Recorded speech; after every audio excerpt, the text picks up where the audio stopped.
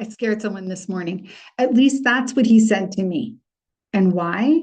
Because it was dark outside. He was shoveling and I walked up behind him. And so when he heard my footsteps crunching on the snow and then turned to see someone there, he blurted out, "You scared me."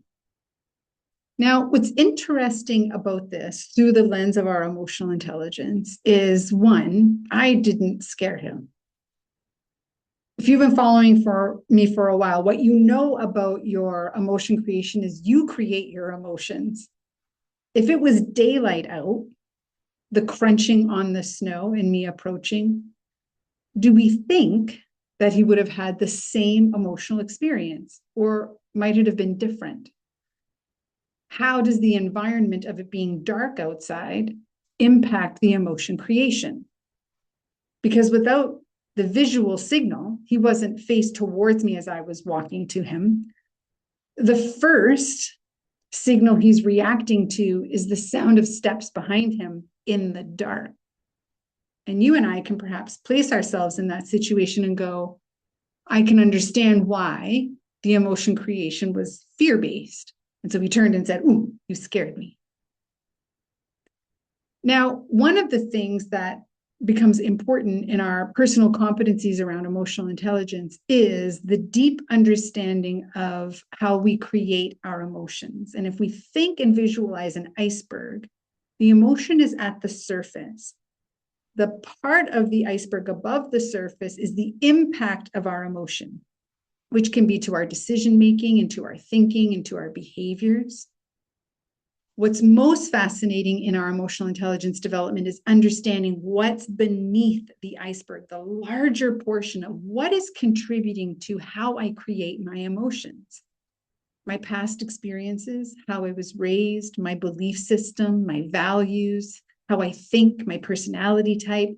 There's so many different ingredients that are part of how we create our emotions. And if I, in my social interactions, use the words, "you made me feel something," I am giving away all responsibility for the fact that it's my iceberg. I created the emotion. Sure, that person might be in the environment.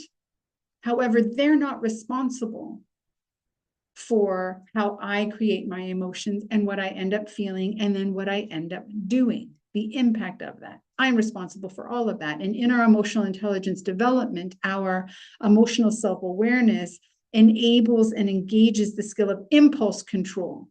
Get between the surface of the emotion and the impact to behavior, create some space, apply the skill of reality testing. As he turned to look at me, instead of blurting out, "Ooh, you scared me," seeing me and putting me into context, he could regulate the emotion and perhaps say, "Good morning," instead of, "Ooh, you scared me." This is something each of us can do. And all it takes is practice. The habits and practices in our emotional intelligence development are not complex. They're just challenging. They're hard. We're moving from incompetence and sometimes unconscious incompetence all the way to unconscious competence. From a space of like, I didn't know that's what I didn't know how to do, to a space of I don't even have to think about it anymore. I'm good at doing it because I've had all of this practice. And in our EI, we're generally starting from, I don't know how to do this, and I'm not even sure I'm doing it right. And so a lot of our practice feels hard. Our brain is learning how to do something new until we get enough practice under our belt that it doesn't feel hard anymore.